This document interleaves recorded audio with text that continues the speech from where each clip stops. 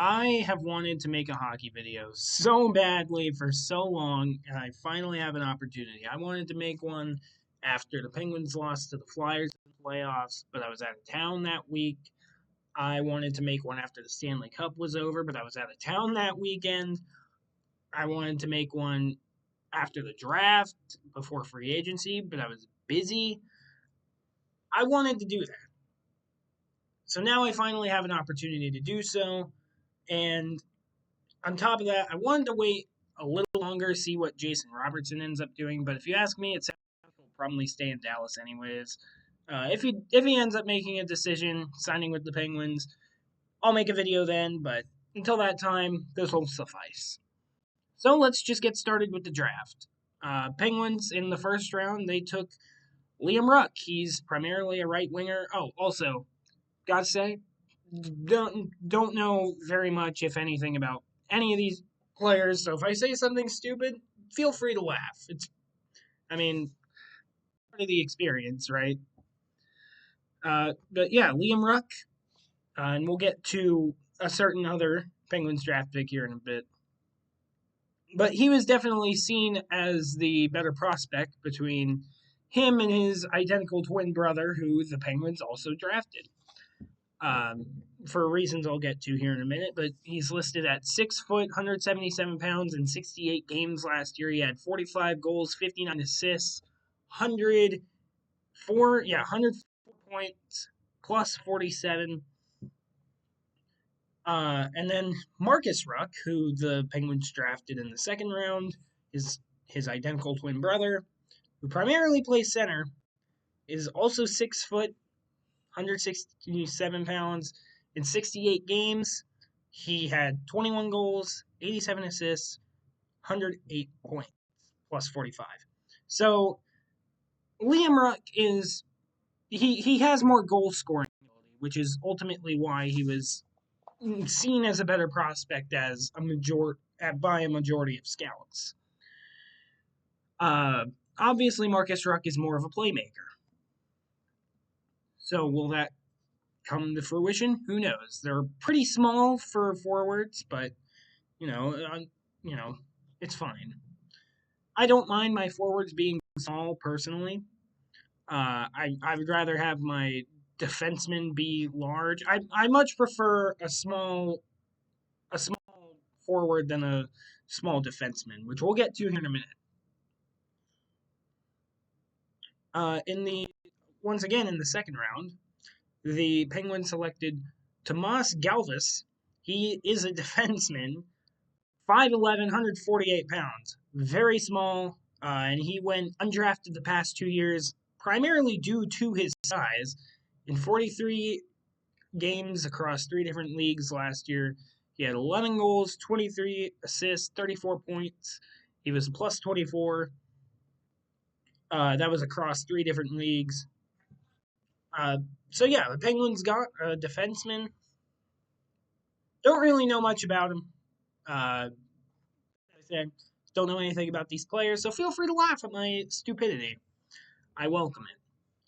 And then in the third round, they drafted another forward, Pearson Mabui. I think I'm saying that right. 5'10", 163 pounds, 68 games, 32 goals, 43 assists, 75 points. Shoots left. Yeah, that's that's all I got. That's all I got. I don't feel like going over the rest of the picks because chances are they probably won't even reach the NHL. As sad as that is.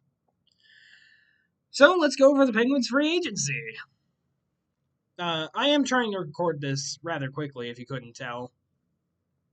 I am on a bit of a time crunch, but I really wanted to make a friggin' hockey video, so here we are.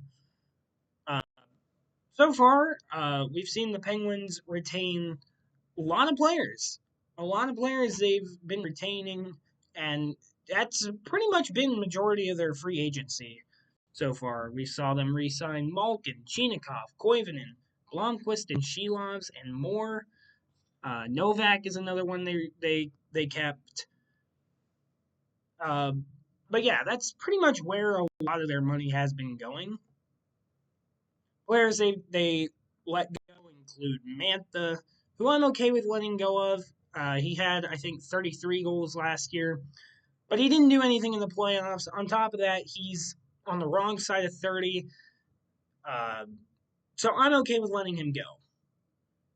Stuart Skinner, I'm okay with letting him go. I mean, we saw in the playoffs, clearly the team had a bit of a different energy when they were behind Shelovs than they did with Skinner.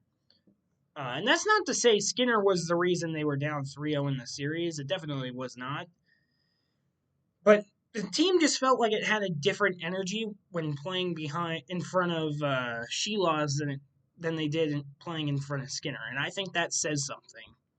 So I'm not too disappointed to see Skinner go. We kind of figured the Penguins were going to keep one of the two goaltenders. It was just a matter of which one. And I think ultimately the playoffs helped make that decision pretty obvious. The loss I'm definitely the most bummed about is Parker Wotherspoon, though. They traded him to the Golden Knights for a defenseman who's 2 years younger, but he has a much bigger cap hit. I'm going to be honest, I'm not a fan of that trade. I'm really not. I I'm really not a fan of that trade. But hey, I trust Kyle Dubas, and I think you should too. But you know, it is. I really liked Parker Wotherspoon last season. He really allowed Erik Karlsson to just play his game, and Wotherspoon would step back and do his thing. I really liked that about him. So I'm pretty disappointed to see him go. Now, for players the Penguins have actually signed in free agency, they signed Condre. Geez, I combined his first and last name. Andrei Kuzmenko. They signed him to a 1-year, $5 million deal. He once scored 30 goals in the NHL. I bet you didn't know that. But yeah, he'll probably play on the third or fourth line, probably fourth line. So that's fine. Trevor Van Riemsdyk, defenseman, uh, probably could be potentially the Parker Wotherspoon replacement. He's probably a middle pairing defenseman at this point in his career. I don't have any complaints with that either. Uh, they also got Declan Carlisle, 2-year deal. Not too mad at that. Other than that, I guess I don't really have a whole lot else to say. Um, yeah, I really wanted to make a hockey video.